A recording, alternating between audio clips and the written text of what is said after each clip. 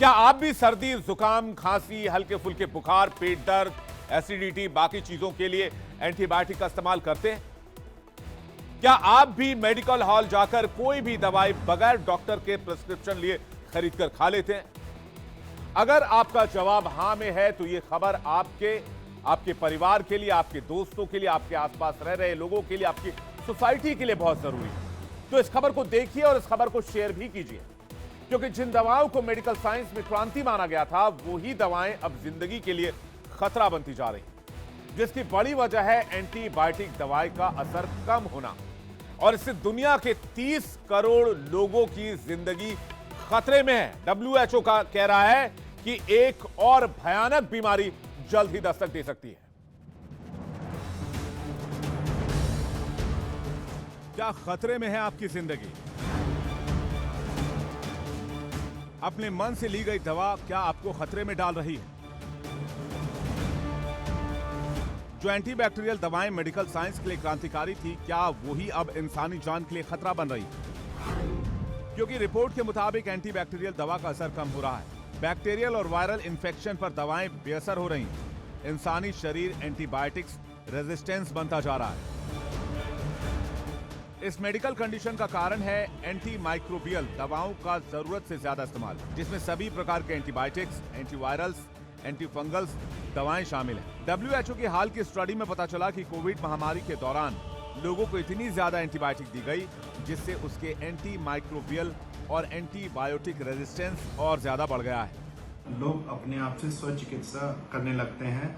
मान लीजिए अगर 5 दिन का एक कोर्स होता है एंटीबायोटिक का, उसकी जगह सिर्फ 1 या 2 दिन का कोर्स दिया जा रहा है, तो उसकी वजह से भी जो जिसे कहते हैं एक अधमरा शेर ज़्यादा खतरनाक होता है। तो एक इन्फेक्शन ठीक होते होते जब वो समझ जाता है कि एंटीबायोटिक कौन सी है, तो उसके खिलाफ रेजिस्टेंस प्रतिरोधक क्षमता बना लेता है और वो उस दवाई से बेअसर हो जाता है। और बाकी अपना अगर आपको डॉक्टर बता रहे हैं तो उसका कोर्स कंप्लीट करें एंटीबायोटिक का, उसको बीच में ना छोड़ें और उसकी उचित डोज लें और खुद से एंटीबायोटिक ना लें। 8% लोगों को थी एंटीबायोटिक दवाओं की जरूरत। 75% लोगों ने एंटीबायोटिक दवाओं का सेवन किया। भारत में कोविड के दौरान लोग सिर्फ डॉक्टरी सलाह पर नहीं, बल्कि थोड़ी सी भी सर्दी खांसी होने पर खुद ही मेडिकल स्टोर से खरीदकर एंटीबायोटिक दवाएं खा रहे हैं। नतीजा ये हुआ है कि सुपर बग में दवाइयों के प्रति एक रेजिस्टेंस डेवलप हो गया है। ये समस्या कोविड के पहले भी गंभीर थी, लेकिन कोविड के बाद और ज्यादा गंभीर हो गई है।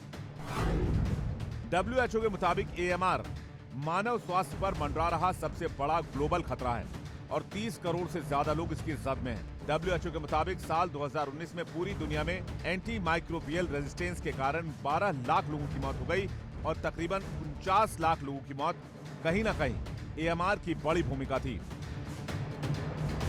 इसलिए आपसे भी अपील है कि बिना किसी डॉक्टरी सलाह के मेडिकल शॉप से कोई भी दवाई अगर आप खरीदते हैं तो आज ही रुक जाइए, क्योंकि आपकी जान के लिए खतरनाक हो सकता है।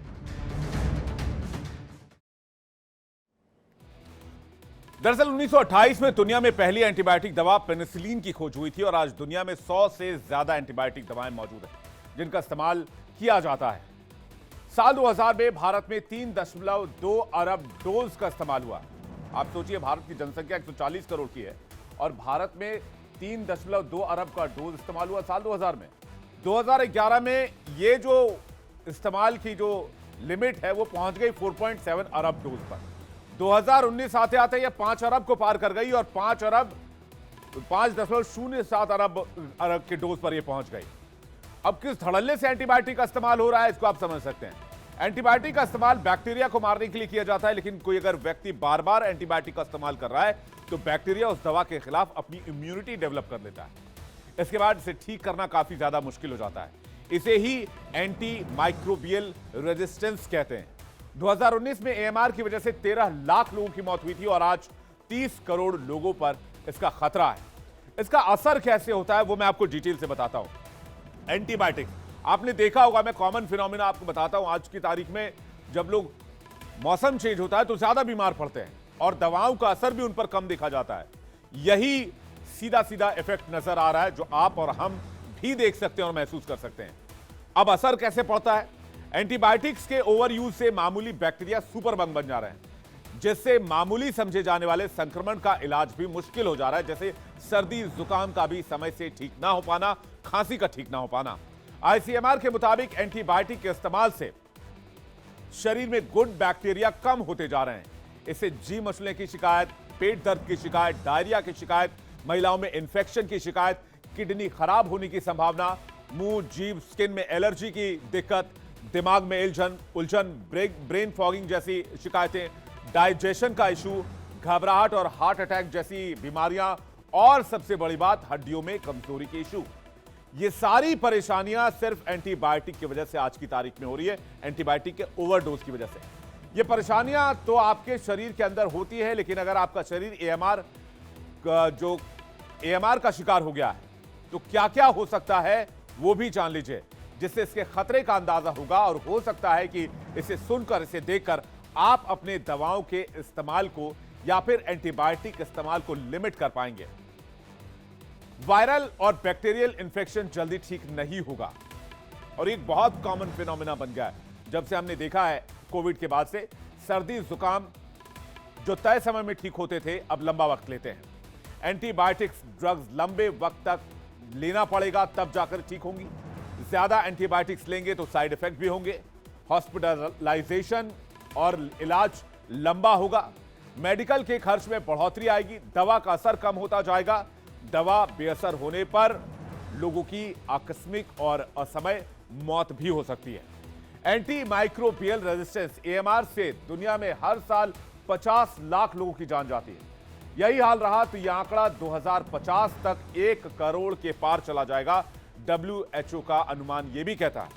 एएमआर की महामारी को लेकर, एंटीबायोटिक दवाओं को लेकर हमारा रवैया भी बहुत लापरवाही भरा रहता है। मैं अगर खुद की बात करूं तो मैंने कई बार सर्दी जुकाम लंबी खींचने की वजह से मैंने दुकान से एंटीबायोटिक खरीद के खाई है, लेकिन जब ये रिपोर्ट आपके सामने रख रहा हूं तो आज हम सबको जरूरत है कि हम एहतियात बरतें। अगर डॉक्टर ने 5 दिन की डोज दी है तो हमें 2 दिन के बाद ठीक लगने लगता है और ऐसा लगता है कि हम ठीक हो गए और हम दवाई खाना बंद कर देते हैं। ऐसे में संबंधित वायरस या बैक्टीरिया पूरी तरह से खत्म नहीं होता और वो दोबारा उभर कर आता है। ऐसे में उन कारणों को जानना जरूरी है जो एएमआर को महामारी बना रहे हैं।